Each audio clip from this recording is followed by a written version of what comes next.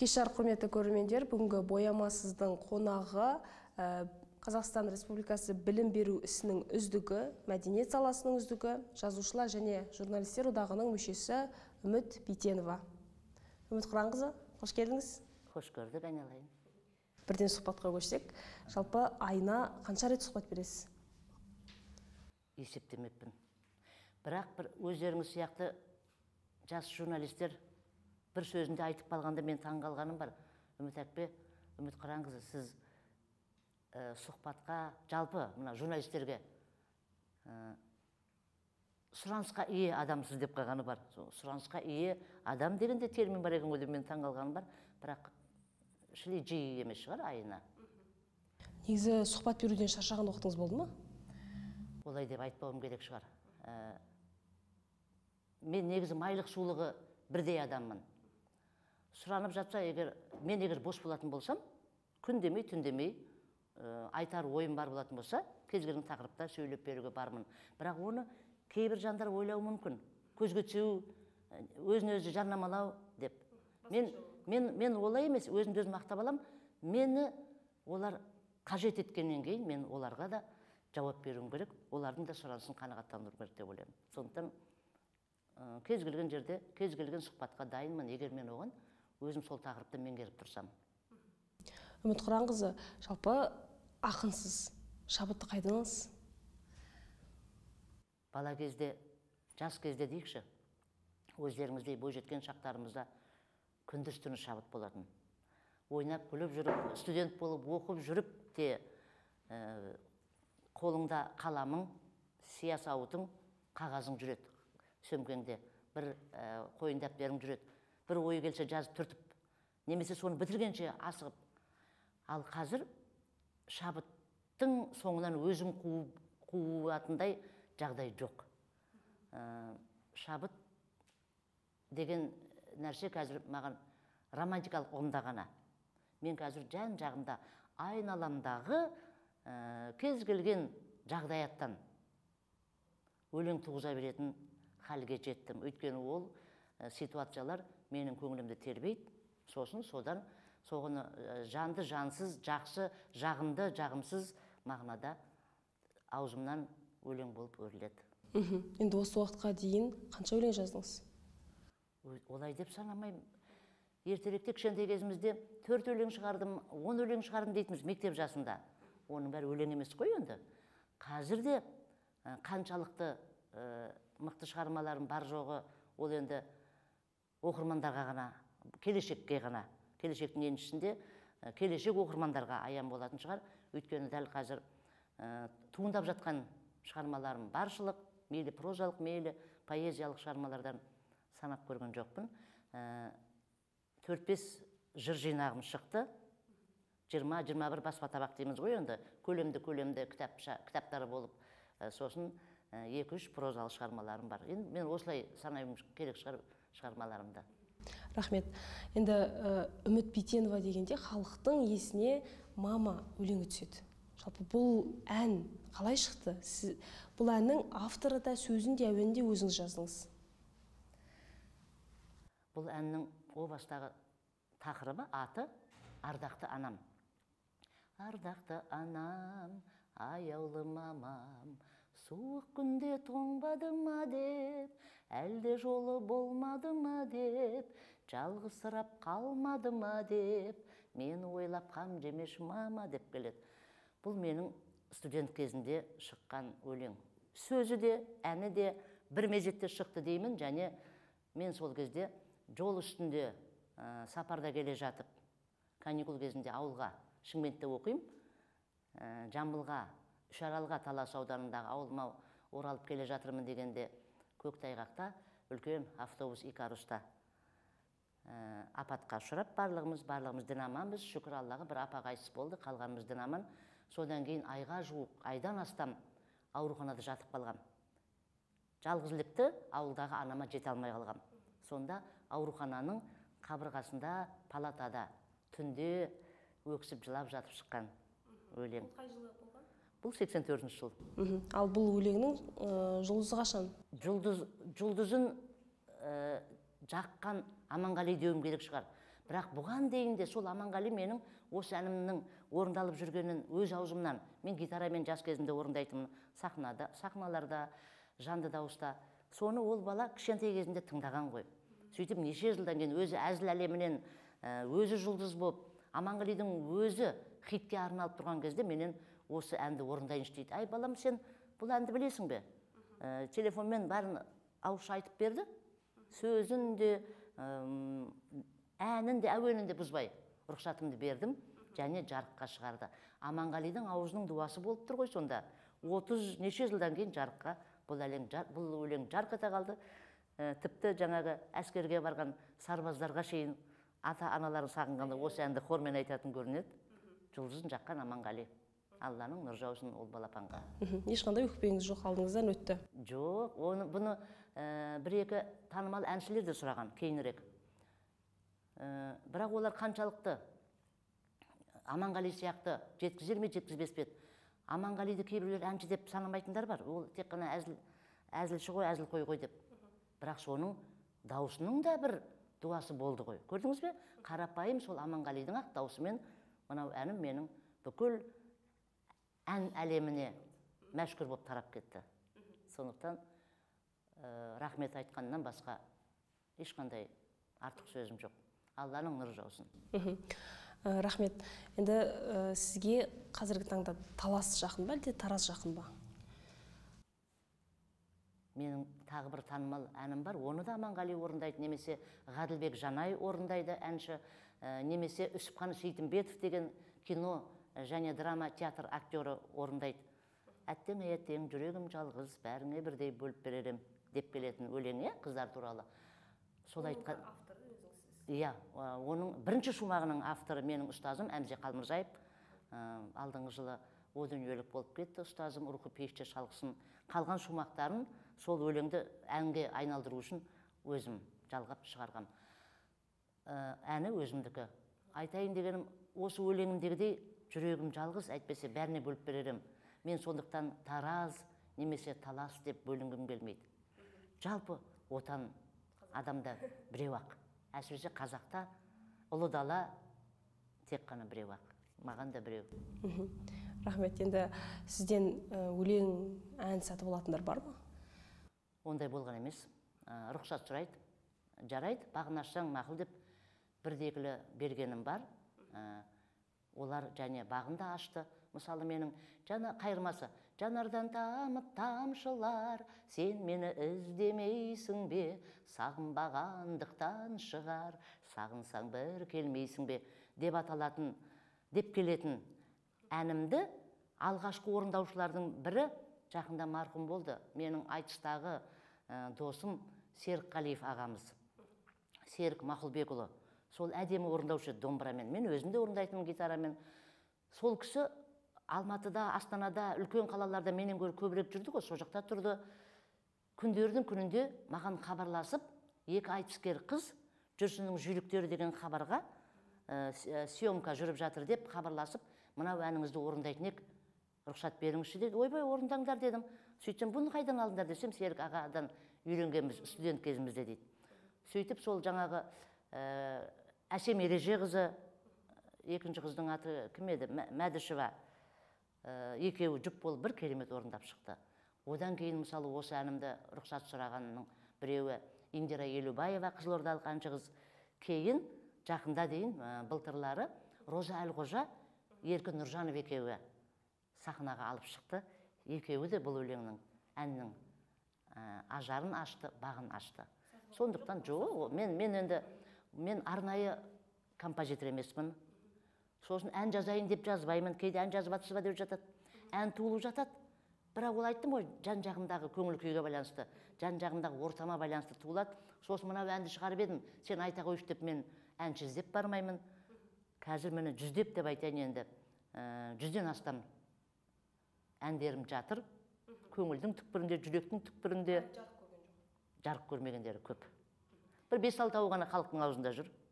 Не себеп? Неге жарық көрмей жатыр? Мен енді өнерге де таза болайын дедім. Мен сазгерлердің, композиторлардың нанын тартып алғым келмейді. Және мен саят қалай дейді, сауатты нота білетін өнер адамы, сазгер, композитор емеспін. Бізді әлі күнге дейін әуесқой сазгерлер, композиторлар дейді. Әніміз бізді танымал еткенімен де. Сондықтан мен өзімнің көңіл күйімнен лықсып шыққан әндерім бірде болмаса бірде жарыққа шығар. Енді мысалы көп балалы отбасыларда да, бұл менің өлеңдерім, әндерім, менің перзенттерім деп айтамын мен. Көп балалы отбасыларда да бір бала жарыққа шығады да қалғандары қарапайым еңбек адам болады ғой. Бірақ бәрі де жаман емес, бір анадан, бір құрсақтан шыққанымен де. Сол сияқты қарапайым еңбек адамы сияқты қарапайым өлеңдерім, әндерім жеткілікті. Енді қазіргі таңда сізді халық көбінесе кім деп таниды? Ақын, сазгер, мүмкін биліктегі адам ретінде? Мен олай деп ойламаймын. Мені көбінесе іздейтін, әрине, билік өкілдеріне рахмет, ақылдасуға, кеңесуге, пікір алышуға, сосын сөзімді тыңдауға, олар жиын қойып отырады. Ал көбінесе мені іздейтін қарапайым халық. Адвокат ретінде дейміз бе, өзіне пана тұтып, соған қарағанда мені аузы батыр адам деп санайтын болу керек. Біреуі мүмкін ақын деп, біреуі бәлкім жазушы деп, біреуі бәлкім мен 20 жылдан астам мұғалім болғанмын, педагог деп танитын шығар. Кім қалай мені қаласа, мен солай болуға бармын. Ең соңында мен ең болмағанда оларға психолог бола аламын. 8 қыл бір сырылмы дейсіз қой? Бәлкім. Жаңа 20 жылдай мұғалім болдым дедіңіз, иә? Қателеспесем, 2003 жылы Талас ауданында мектеп-интернаттың директор қызметін атқардыңыз. Лицей мектеп. Лицей мектебінің интернатының директоры қызметін. 2001-2003 жылдар. Сол кездегі білім саласы мен қазіргі білім саласын салыстыруға келе ме? Мен енді әлгі қарғаның көзін шықмайды деп жатамыз ғой. Мен қазіргі педагогтарды, қазіргі білім саласында өзімнің әріптестерімді көбінесе аяймын. Біздің кезімізде де эксперименттер жүріп жатты. Жаңа қазақ мектебінің моделі дегенді ойлап табыңдар деп жатты. Біз күнде өзіміз әр мұғалім сондай шығармашылықпен айналысып, жаңа Қазақстанның жаңа қазақ мектебінің моделі мынандай болса екен деп күнде өзіміз пікір таластырып, іс-шара ұйымдастырып, соның өзінше макетін жасап, соның өзінше жоспарын жобалап жүретінбіз. Біздің кезімізде де тәуелсіздік алғалы бері еліміздегі білім саласы экспериментте, біздің кезіміздің өзінде де біз мектеп полигонының сынақ алаңына айналған болатынбыз. Бірақ бізде кішкене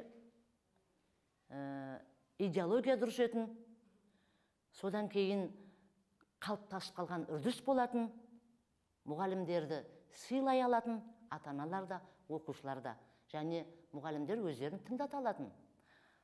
Қазір біз мұғалімдердің мәртебесін заң бойынша көтердік, ал бірақ іс жүзінде қаншалықты мәртебелі. Өйткені көп нәрсе оқушыға емес, шәкірттерге емес мектептегі, олардың үйдегі ата-аналарына байланысты болып тұр. Осы жөнінен мен өзімнің әріптестерімді аяймын, және ақыл кеңес керек етіп жатса, ақыл кеңесімді беруден аямаймын. Шын мәнінде мен жалпы білім министрлігінің құлағын алтын сырға, білім ғылым министрліктерінің құлағын алтын сырға, білім саласындағы болып жатқан, ай сайын, апта сайын болып жатқан жаңашылдыққа, тырнақшаның ішіндегі жаңашылдыққа мен өз басым, жеке басым қарсымын, риза емеспін. Өйткені сол жаңашылдықтардың басы бар, аяғы жоқ, басы бар, аяғы жоқ. Көрдіңіз бе? Осының бәрінің ар жағында зардабын шегетін жарайды, мұғалімдер жарайды. Мұғалімдерді де қоя қояйық, зардабы біздің жас ұрпаққа тиіп жатыр. Мінекей, сөйтеміз де, қазіргі бүгінгі жас ұрпақ сондай, білімді болса да тәрбиесі бар болғанмен білімі жоқ деген сияқты кереғар пікірлердің тууы заңды осы күні. Көп нәрсе жоғары жақтан болып тұр. Енді жаңа айтыңыз ғой, жоғары жақтан қателік деп, егер жаңағы білім министрі Ғани Бейсенбаевтың орнында болсаңыз, нені өзгертер едіңіз? Білім саласында. Жалпы егер мен президент болсам деп баяғыда оқушыларымызды тәрбиеледік. Осы қаншалықты дұрыс емес. Сол сияқты мен біріншіден білім ғылым министрі болмаймын. Екіншіден, енді керісінше, мен сол кісінің орнында болсам, әрқайсымыз орнына қойып көруімізге болатын шығар, мен еш нәрсені өзгертпес едім. Осы 30 жылдағы болған тырнақшаның ішіндегі реформалардың бәрін жөндеуге тырысар едім. Қателіктермен күресер едім. Жаңалық ашудан гөрі, жаңалық қосудан гөрі алдымен кетіп қалған қателіктерді жөндеуге тырысар едім. Енді жаңа айттыңыз ғой, аудандық мәслихат депутаты болдым дедіңіз, бір жылдай уақыт. Сол уақыт аралығында қандай мәселені қозғап үлгердіңіз? Жалпы халықтың проблемасын шеше алдыңыз ба? Билікке жеткізе алдыңыз ба? Біз праймеризден бастап осы партияшылық іріктеу деген жаңалық пайда болды да, саясатта, сайлау науқанында. Осы праймеризге қоғамның белсенді өкілі ретінде менің қатысуым керек болды деймін. Менің ауданым, менің аймағым, облысым қажет деп тапты. Менен өтінді, осыған түсіп көріңіз деп. Содан сол праймеризден, партиялық іріктеуден, одан кейін ішінара сайлау науқаны болды ғой, дауыс беру науқаны 5 айдай жүрді, жарты жылдай жүрді, қаңтар айына дейін. Содан мен бірнеше әйел адамдарының ішінен ең бірінші орынды алдым. Ер азаматтардан кейінгі 4-ші орынды алып тұрдым. 63 адам түстік десек, егер аудандық мәслихатқа, соның алғашқыларының, алғашқы 5-тігінің, алғашқы 10-дығының. Ал облыс бойынша әйелдерден сайлауға жеңіп шыққан депутаттардың, кандидаттардың алғашқы 10-дығына кірдім.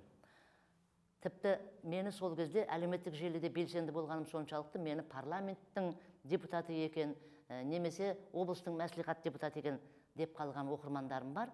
Бірақ мен сол кезде қарапайым ғана өзімнің ауданымның мәслихатының депутаты болдым. Және атқарған істерім, өзімнің өз қолымен жеткізген жетістіктерім ұшан теңіз деп айталам, мақтан айталам. Басымды, еңсемді көтеріп тұрып айталам. Өйткені менде ол күнделікті бүгін не істеп не қойдым, бүгін неге қол жеткізе алмадым, немесе қол жеткіздім, күнде өзімді өзім тексеріп отыратымын, өзіме өзім есеп беріп отыратымын. Сосын көбінесе қарапайым халық. Қарапайым халықтың мұң-мұқтажы, олардың әлеуметтік жағдайы, менің партия мүшесі ретінде де, партиялық фракцияның аудандағы мүшесі, белді мүшесі ретінде, сосын мен енді әлеуметтік жағдай аудандағы, сол мәслихаттағы әлеуметтік жағдай, мәдени, көпшілік жұмыстар, білім саласы, аурухана, осы жөніндегі тұрақты комиссияның төрайымы болдым. Осы жөнінде бірталай, 2 жылға жуық уақытта бірталай жұмыс атқардық. Бір ғана өзімнің ішімнен жүрегімді ауыртатын нәрсе, талай нәрсені, біз енді 13 депутат болдық, талай нәрсені өткізгің келеді, бірақ сен жалғыз боласың. Сенің көтерген мәселеңді қолдайтын бар, қолдамайтын бар. Билік жаққа ықпал етіп, биліктің ықпалына кетіп қалатын да әріптестерің болады депутаттардың. Сол кезде сенің дауысың жалғыз-ақ болып қалады, немесе 1-2 ғана болып қалады. Сөйтіп көпшілік дауыспен солар жеңіске жетіп жатқан бірдекілі менің қолым жетпей қалған жетістіктерім бар. Ішімнің ауыратыны сол, бірақ өзімнің қолымнан келетін нәрсені мүмкіндігінше жасауға тырыстым. Енді ол кезде жалпы биліктің ішкі асханасында біліп қалдыңыз ғой? Әрине. Биліктің ішкі асханасын мен, бізді кейде жаңағы депутаттарды халық қалаулыларын сайлау науқаны арқылы халық таңдап алса, біз сияқты аузы батыр адамдарды деймін бе, зиялы қауым өкілдерін деймін бе, айтары бар қоғам белсенділерін қарапайым халықтың өзі өмір бақи таңдап алады екен де, сосын сізді төбесіне көтеріп жүреді екен. Мен 1 жыл, 2 жыл депутат болдым дегенді қазір қойдым. Өйткені мен бұрыннан халықтың қалаулысы екем. 25 жасында аудандық совет депутаты болғам. Ол кезде Талас аудандық советі. 5 жыл бұл жөнінде де мен биліктің кухнясын сол кезде де жалынды жас кезінде де білетінмін. Ол кездегі саясатпен, ол кездегі қоғам өмірімен қазіргі біздің егемендік алған уақыттағы саяси қоғам өмірі екеуі жер мен көктей. Сондықтан мен кез келген жағдайдағы биліктің ішкі кухнясының мәселесін түсіне аламын. Сосын айтатын жерде айтамын. Ал енді кейде біреулер менде аузым батыр деп айта береді, бірақ онысынан түк шықпайды ғой. Мен айтатын жерде айтам, айтпайтын жерде үндемей қалам. Өйткені тура менің 100 рет ойбайлап айтқанымнан, аттандап, немесе әлеуметтік желіге жазғанымнан орындалмайтынын білем. Өйткені билік дәл қазір ол нәрсені орындауға дайын емес. Осындай жерлерде мен үндемей қалам, бірақ мен ол билікті қашанда қолдадым деген нәрсе емес. Өз пікірім өзімде. Жалпы шындықты айтып бөгінген кезіңіз болған жоқ па? Сәт жақтан, мүмкін билік жақтан бір неге айтасың, бір қысым болған жоқ па? Менің тіке өзіме қысым болған емес. Аллаға шүкір. Мен айтам, өзімнің өлеңімде былай деймін. От аузымен құшты тістеп теңгілер, меніменен санасады шенділер. Екетпейді айтқанымды обал не? Бізге қырын қарамаса болды дер, деймін де. Олар да мына Үміт Қараңғызымен сырттай сыйласайық, әдемі сыйласайық дейтін болу керек. Көп өздеріне жақындата бермейді. Билік өкілдері жақындата бермейді, алыстан сыйласады. Кез келген жерде, бірақ емен жарқынбыз. Оның жанарында не ойлап тұрғанын мен білем, менің жанарымда не тұрғанын ол білет, жақсы сыйласамыз. Бұл жағымпаздық емес. Бірақ мен дистанция дейміз ғой, ара қашықтық сақтаймын. Мен емес, мен оларға етене болуға тырысам, олар менен сәл сақтануға тырысатын сияқты болып тұрады. Әсіресе соңғы уақыттарда. Мен депутат болғалы бері көбірек осы нәрселерді байқадым.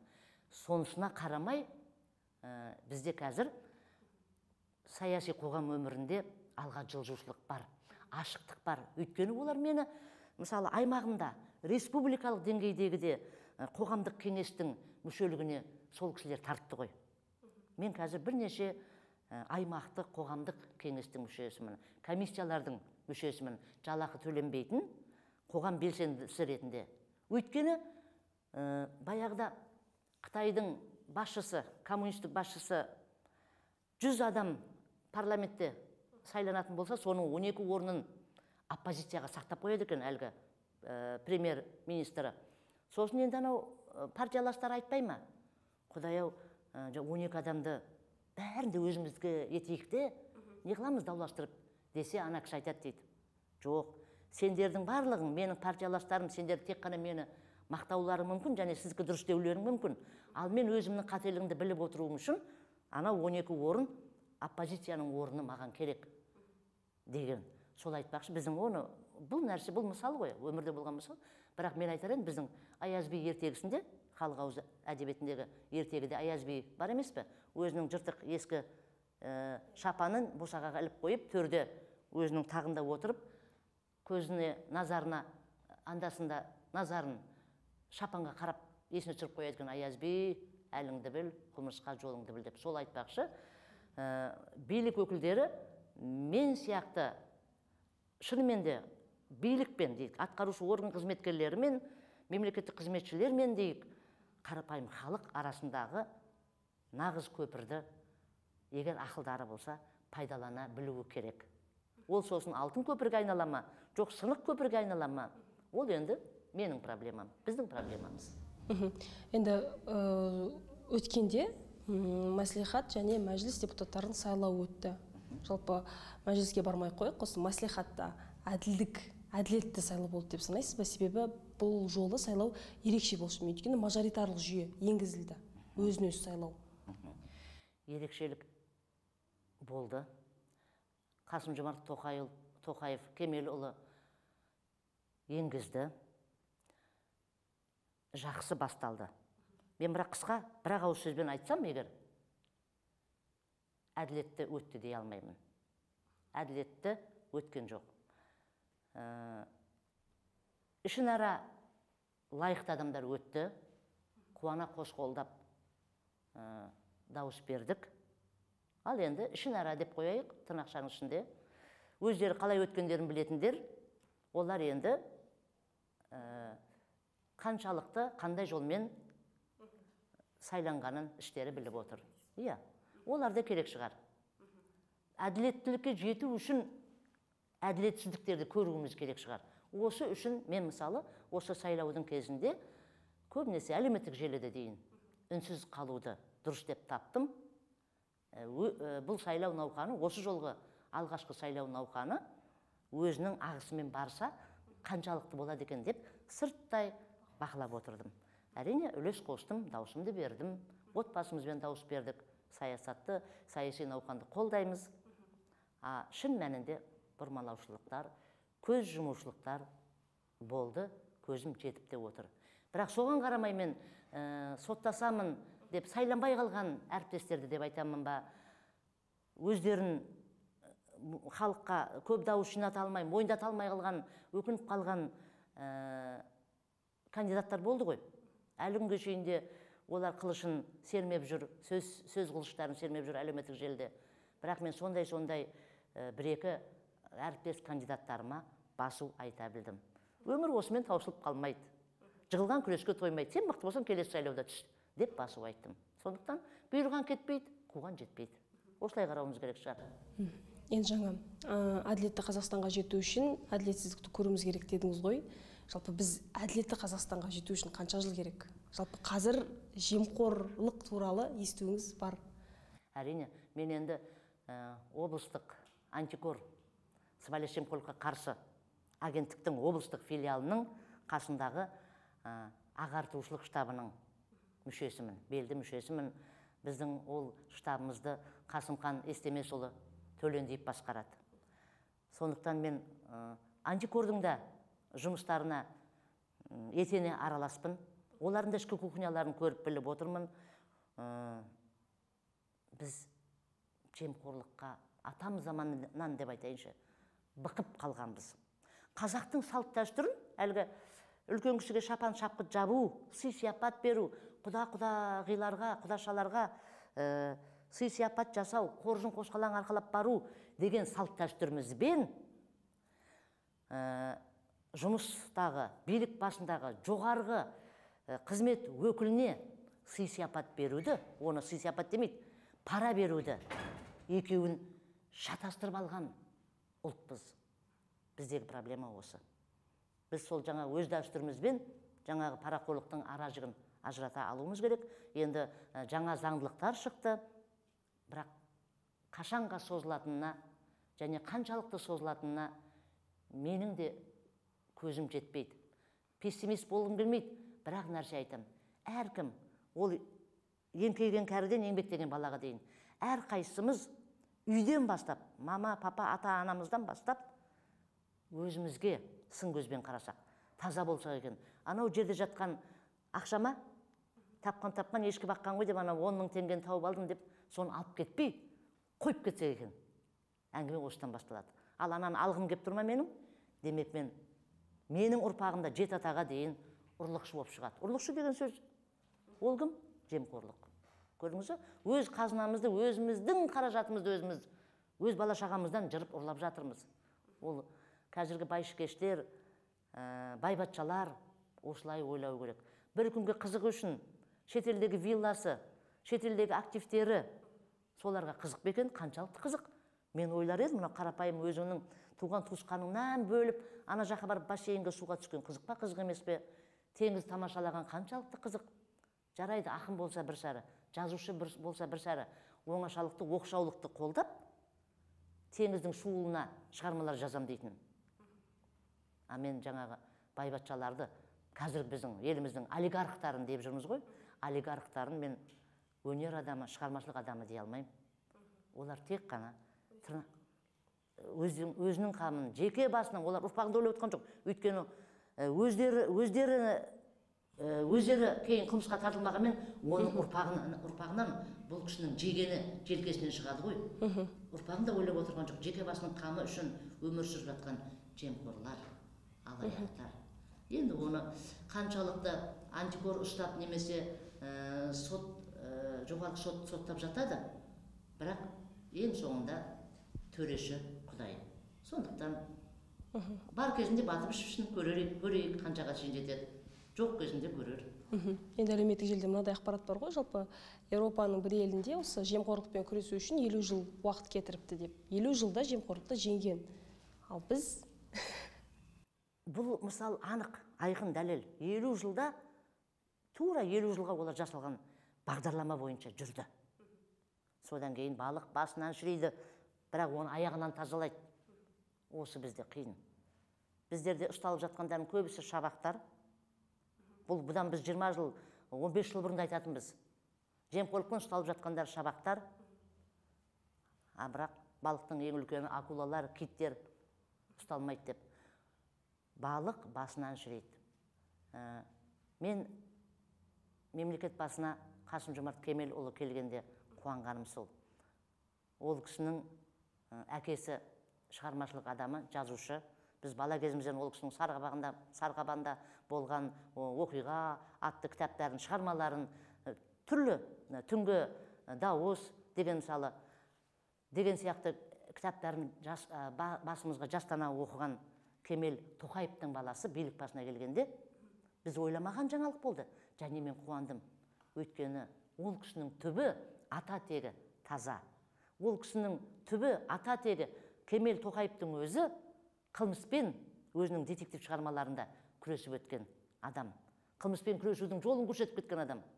Сондықтан президентіміздің қазіргі бағдарламасын әлі де бұрмалап, сөз бұйдаға салып созып жатқандар, олар кішкене өздерінің көкірек көздеріне үңілулері керек. Президенттің қасына ылғи адал, таза адамдар жиналса, біз жаңағыдай 50 жылға бағдарлама жасамайық, мүмкін бәлкім 5 жылда, бәлкім 15 жылда жаңағыдай нәтижеге, таза, адал, әділеттілік қоғам құрылатын нәтижеге жетуіміз мүмкін. Айналып келгенде бәрі өзімізге байланысты. Махатма Ганди айтады, дүниені өзгертуің үшін сен алдымен өзің өзгеруің керек деп. Ал мен айтар едім, адам өзгермейді. Мінезің, құлқың, сен анаңнан қайтып туылдың, өзгермейсің ғой шын мәнінде. Енді пешене деген бар шығар. Бірақ біз ортаға бейімделуіміз керек. Бейімделу деген сөз, өзгеру деген сөз. Көрдіңіз бе? Заманың қалай болады, сен соған қарай бейімделуің керек. Тақырып қандай, сен сол тақырыпты меңгере білуің керек. Осы жөнінен барлығымыз осылай ойлай алсақ, әділетті қоғам құрылады. Мен соған сенем. Соны және бала шағам ғана емес, ұрпағым ғана емес, өзім де отбасыммен, жұбайыммен, жан жағыммен, ел жұртымен бірге көргім келеді. Тезірек көргім келеді, Құдай қаласа. Енді жаңа айттыңыз ғой, Тоқаев келгенде қуандым деп. Жалпы тұңғыш президенттің еңбегін қалай бағалар едіңіз? Тұңғыш президенттің, елбасымыздың еңбегін жоққа шығаруға болмайды. Мен бұл туралы бұдан бірнеше жыл бұрын Егемен Қазақстан сияқты, Қазақстан дәуірі сияқты, республикалық, Қазақ үні сияқты республикалық көлемдегі мерзімді басылым беттерінде де жаздым. Еңбегін жоққа шығаруға болмайды. Әрине, бағанағы сіздің сұрағыңыздай, Арданағыз, егер мен сол кісінің орнында болсам, 10 жыл, 15 жыл анау қиын кездерде, алғашқы қиын шақтарда, тәуелсіздіктің әлі қаз-қаз тұра алмай, тай-тай жүре алмай жатқан шақтарында 10 жыл, 15 жыл басқарар едім де, ары кеткенде. Содан кейін барып тастар едім.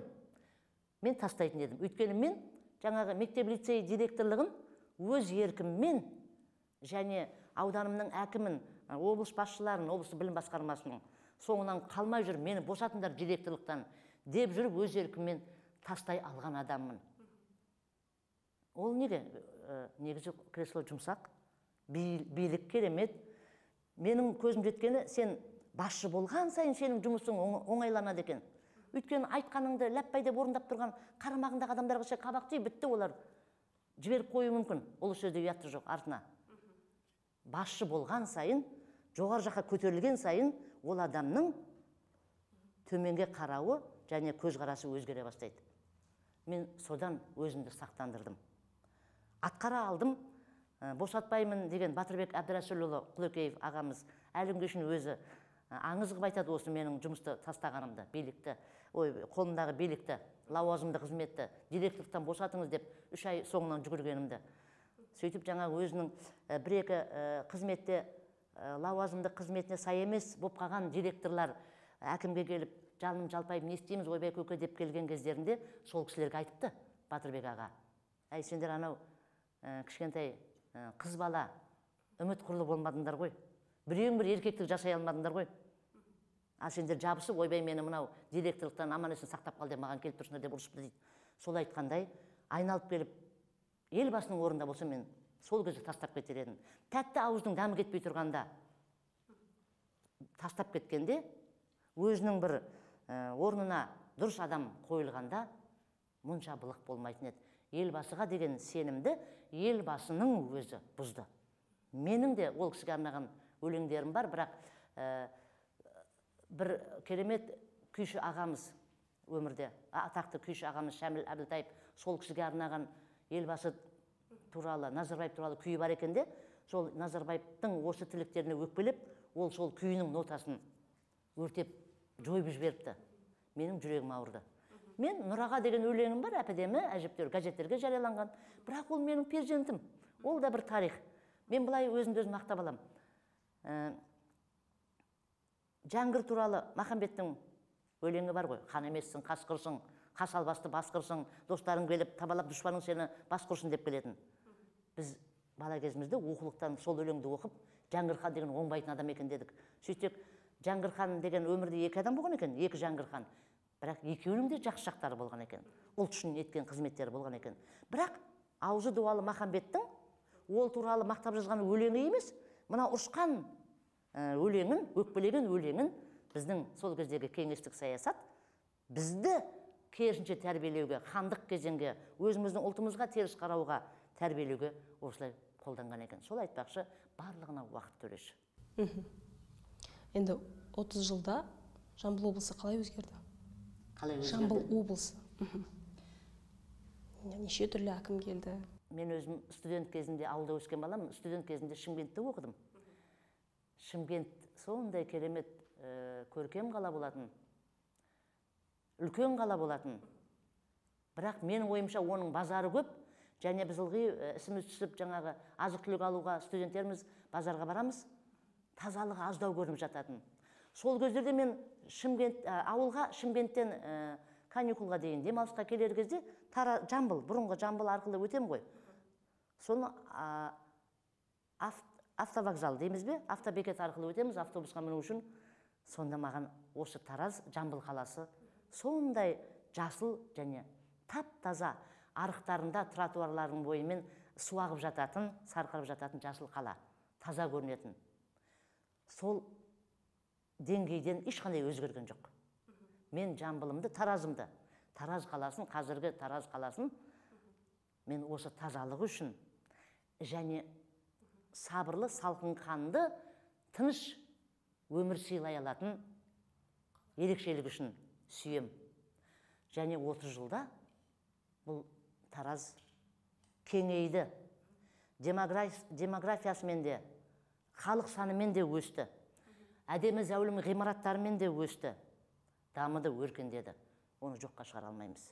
Ептеп болса да, баяулап болса да, өркендеп келе жатыр. Ал қай кезде кімдер келіп, кімдер кеткен жоқ. Бір әкім келіп, жақсы нәрсе істейін деп келеді, бірақ бір жыл, екі жылдан кейін кетіп қалады. Енді бір әкім 3-4 жыл, ең ұзақ отырғанда 3 жыл, 4 жыл отырады, түк бітірмейді. Оған өйткені ол кездерде қаражат тапшы болады, жолын таба алмай жатады.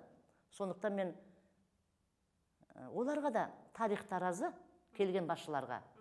Мен қай әкім келсе де, бізді зиялы қауым ретінде кездесуге шақырып, ақыл кеңестерін сұрап, біздің ой пікірлерімізді тыңдап жатқанда, мүмкіндігінше олармен бірге жұмыс істесуге тырыстым. Сондықтан анау әкім мықты еді, мынау әкім онша емес деп баға бере салады кейбіреулер. Ал мен олардың іскерлігін, ішкі дүниесін, қайсының қаншалықты ішкерлігін білем. Көбінесе біздің қарапайым халық дәл қазір әлі де бар. Депутатқа да қалтасы қалыңдар түсу керек. Өйткені ол кез келген жерде анау қарапайым халық сенен кабинетіңе барып, халық қалаулысының кабинетіне барып, қоғамдық қабылдауына барып, менің ақшам жоқ, ашпын, жалаңашпын десе, қалтасынан суырып ақша бере салады. Менің әріптестерім болды сондай. Олар қалтасы қалың депутаттар еді. әкімдікте де ойбай оның өзінің жеке бизнесі, өзінің ар жағында артында таудай қаражаты болмаса басқара алмайды деген пиғыл бар. Бізді құртып жатқан осы нәрсе. Енді жалаңаш демей қояйын, бірақ біліммен қаруланған, руханиятпен, идеологиямен мықты қаруланған бай адам басшы болатын болса, оның қалтасы тесік болса да, ол халқы үшін көп нәрсе жасайды. Таразды сондай әкімдер басқарса, жаман болмайды. Қазіргі әкімге көңіліңіз толы ма? Облыс әкіміне? Қазіргі әкімге ең біріншіден мен ол кісінің көп балалы екенін естігенімде, бір сұхбатқа берген жауабынан оқып қалдым. Мен қуандым. Шеттей бала шағасы бар адам қарапайым халыққа, өзінің қарамағындағы қызметшілеріне болсын, еліне ешқандай әділетсіздік жасамайды, қиянат жасамайды. Өз пікірім, қазіргі әкімге көңілім толады. Нұржан Молдиярұлы қолынан келгенінше жасап жатыр, жасауға тырысып жатыр. Рухани бай адам екеніне көзім жетеді. Енді соған тек мүмкіндік беруіміз керек. Келгеніне 1 жыл болды. Келе салып, не істедің, не қойды дейтіндер бар. Келе салып, ол сиқыршы емес. Бірақ, уақыт керек. Кешегі аквапарктың өзі керемет нәрсе ғой. Енді соның жолын табу, оның қаражатының көзін табу, сырттан инвесторлар табу үлкен шаруа. Оған және қосу керек күнделікті оның аудандарды аралайтын. Уақыт жетпейді. Мен қазіргі облыс әкіміне Құдай денсаулық берсін деймін, және уақыт берсін. Біздің Жамбылды, әулиетамызды өркендетуге президентімізден бастап, үкімет басшыларынан бастап сәл мүмкіндік берсін. Ол кісінің атқаратын жұмыстары әлі алда деп ойлаймын. Енді Мұтқыран қыз, жалпы қазіргі таңда Тараз 2 бөлінеді деп жатыр. Оның атауында ойластырып жатыр. Әлі нақты атау берілген жоқ. Сіз қандай атау берер едіңіз? Тараз қаласы 2-ге бөлінеді дегенді мен байқаймын, қарапайым халықтың көбісі түсінбейді. Бұл керемет нәрсе. Бұл халықтың, қала халқының саны, тұрғындарының саны көбейді деген сөз. Ол деген сөз 2-ге бөлінсе, Тараз қаласында бұрын жеке бір ғана әкімшілік аумақ болатын болса, енді оның ішінде 2 аумақ болады әкімшілік. Ол жерде бірнеше жұмыс күші ашылады.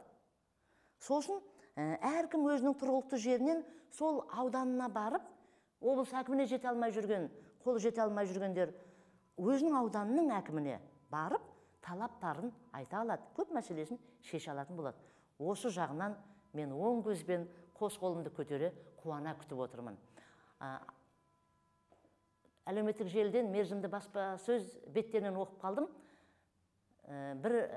Бірнеше ұсыныстар болған. Соның ішінде мысалы Алатау және Қаратау деп бөлінеді деген сияқты ұсыныстар бар екен. Мен Алатау да Қаратау да деп бөлінбесе деймін. Өйткені Таразда онсыз да Алатау ауданы бар. Енді оны Алатау алқабы бар. Оны ауыстырып, немесе Қаратау алқабын ауыстырып, қанша жұмыс көбейтіп, не ат табылмай қалды ма? Ат көп. Мен мысалы 15-ші микрорайонның Ұлы Дала деп аталатынын естігенде қуандым.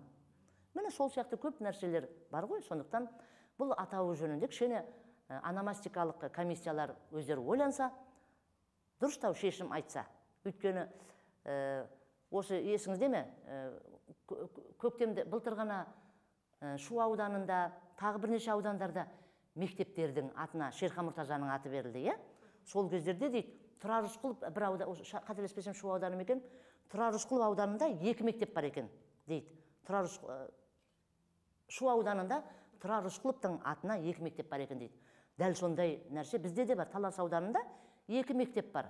Шоқан Уәлиханов атында. Біреуі ауылда, біреуі аудан орталығында, Қаратау қаласында. Басқа бабаларымыз Шоқан болсын, Шоқан Уәлиханов болсын, Тұрар Рысқұлов болсын, ол кісілердің аты ешқашанда өшпек емес. Біз олардың өзі тарихта өздерінің өлмейтін мұраларымен өздерінің есімін алтын әріппен таңбалап кетті. Өшіре алмаймыз, өшпейді де. Және ары қарай да ол кісілерді біз оқып үйреніп, ізмен жүруге тырысып үлгі қыламыз. бірақ ат қоюға келгенде кішкене ойлансақ болады ғой. Қазақы небір аттар бар ғой. Осы жөнінен біздің жаңағы Тараздағы екіге бөлінген аумақтық әкімшілік аудан, Құдай қаласа, бір ерекше аттарға еге болса, мен бұл туралы тіпті молынан өзім әлеуметтік желіде бір пост жаздым. 20 шақты мекен, 30 шақты мекен, 40 шақты ма аттарды жазып қойып, кез келген таңдап алуға болады деп, өз пікірімді білдірдім. Жақсы, рахмет. Үміт Қараңғы, соңғы сұрақ, жалпы журналистер одағының мүшесісіз. Жалпы бүгінгі таңда жамбыл журналистикасына көңіліңіз толады ма? Бұл жерде жамбыл журналистикасына деп бөліп айтуға болмайды. Қазақ журналистикасына көңіліңіз тола ма деген сұрақ дұрыс шығар. Шын мәнінде қазақ журналистикасына көңілім толмайды. Әрине, бірақ менің қолымда емес, және менен ақыл шығарып жатқан ешкім жоқ. Көңілім толмайды, бірақ ауыз сөз. Ал біздің аймақтың, Жамбылдың журналистерінің, Шерағам айтқандай, жегендері шынымен де жантақ, арқалағандары шынымен де алтын. Немесе Ермахан Шайх айтады, жазғандары керім, журналистердің, қазіргі журналистердің, жегендері желім дейді. Шынымен де. Мен қазіргі біздің жамбылдық журналистерді, тіпті қазақ журналистерін бір мезгіл іштей аяп отырам. Әлеуметтік жағынан қорғалмаған, жалақылары ең төменгі сатыдағы қызметшілер, ал бүкіл жақсылықты, бәлкім жамандықты да дейміз бе, бүкіл жаңа ақпараттың бәрін жариялаушы, халықты ақпараттандырушы сол журналистер. Осы жағынан олардың еңбегін жандыру тұрғысында енді президентімізден бастап, үкіметімізден бастап қаулы қарарлар қабылдап жатыр, мүмкіндік жасауға тырысып жатыр. Алдағы уақытта жақсы болатын шығар. Жақында ғана шешім шықты, оқыдым. Құдай қаласа 2 ақпан күні ме, баспасөз күні деп жарияланды. Осындай атаулы күндердің өз белгіленуі журналистердің жағдайын жасауға жасалған бір қадам деп ойлаймын. Сондықтан тек қана сәттілік тілеймін, күш-қуат тілеймін журналистерге. Негізі Аманат партиясына сайландыңыз, иә? Жалпы аманаттықтар халықтың халық аманатқа қанша пайыз сенеді?